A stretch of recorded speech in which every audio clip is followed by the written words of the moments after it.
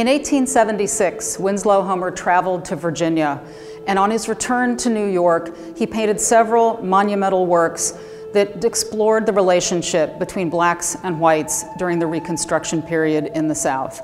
In this painting, titled A Visit from the Old Mistress, Homer explores the new power relationship between black and white women after the emancipation of the slaves. Here, this white woman, who clearly is visiting women who used to belong to her, is coming to the abrupt realization that these black women, number one, don't particularly like her. They are not happy to see her.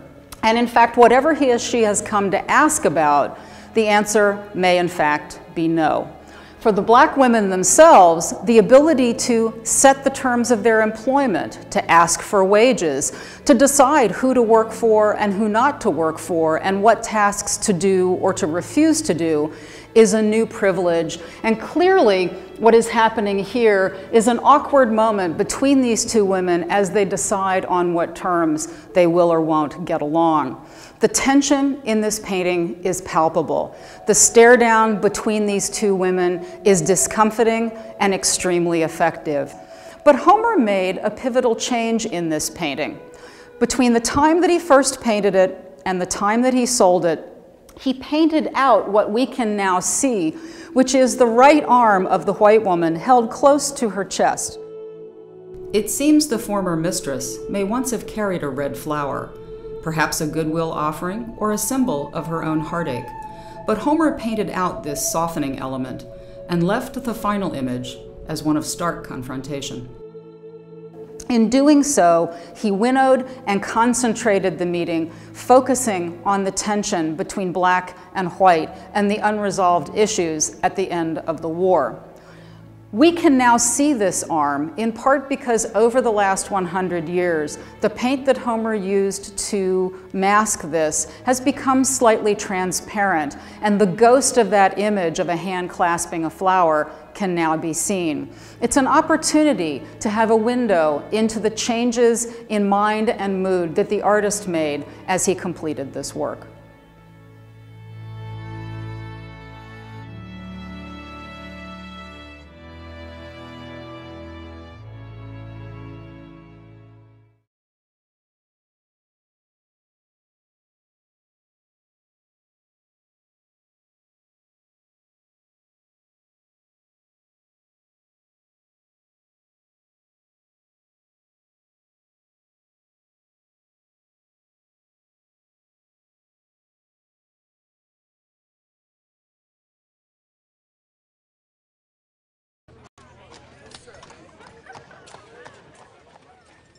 For the first 48 days of Andrew Johnson's presidency, Southerners waited anxiously to hear what he would demand before allowing them back into the Union.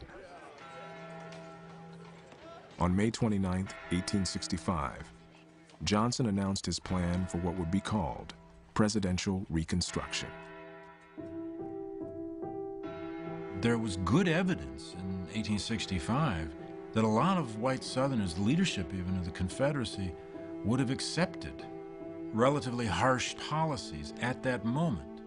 But very soon it became clear that Andrew Johnson wanted a rapid, lenient restoration of the Union with as little alteration of the Constitution and the creation of black civil and political rights as possible. Johnson would issue blanket pardons for most former Confederates. The rebel states would be encouraged to form new governments quickly. Washington would not interfere. The president's leniency surprised many in the North. Southerners responded with relief. Johnson actually sets only the most minimal requirements.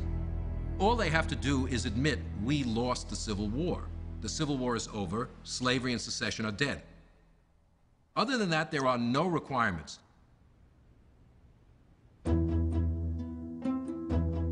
Johnson was harder on the planter aristocracy. He insisted that wealthy planters and Confederate leaders write him personally and beg for clemency. This basically eliminates the planter class from leadership of Southern politics. If you're not pardoned, you can't vote, you can't hold office, and you can't get your property back if it's been seized by the federal government. Andrew Johnson had no sympathy for wealthy planters. He had risen from poverty and identified with poor white Southerners who, before the war, had far outnumbered the slave owners. Now, he was anxious to protect poor whites from what they saw as a new threat. Poor whites have to face the fact that now that black people are free means that they have to compete with this new element for livelihoods, for social positions, and for political power, ultimately. And this is a very frightening thing.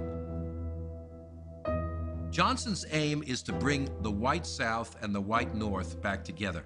African Americans just do not play a role in Johnson's vision of the post-war South other than to go back to work and be landless and rightless plantation laborers. Johnson's contempt for the freedmen infuriated many in Washington, and none more than Thaddeus Stevens. The congressman from Pennsylvania had been a fierce abolitionist long before the war. Within the Republican Party, he led a small, vocal faction known as the Radicals.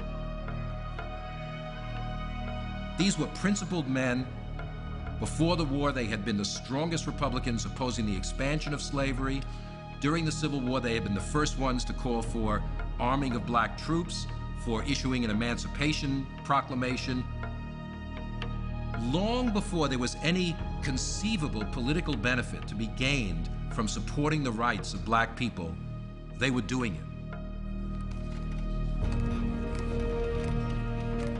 The radical Republicans had a vision of what Reconstruction should be. They believed it should be longer in duration.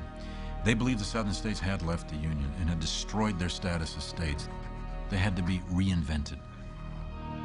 To Thaddeus Stevens, Reconstruction meant not only safeguarding and preserving the essential results of the Civil War, but in his vision, it meant remaking the South. It meant the increase of democracy in terms of representation. It meant the spread of the right of suffrage. The Radicals' hard line marginalized them within their own party. Most Republicans feared the Radicals' position on black rights would drive away white voters in the North. It is the radical wing which is the most sympathetic to black people. The party in general was committed to a limited program of civil rights, protection of property, education, etc. But the party is not in any way committed to any sort of radical restructuring of Southern society.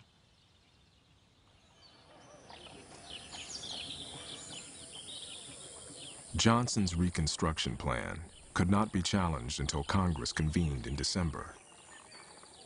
That summer, radical leaders could only watch as scores of planters descended on Washington, pleading to be pardoned.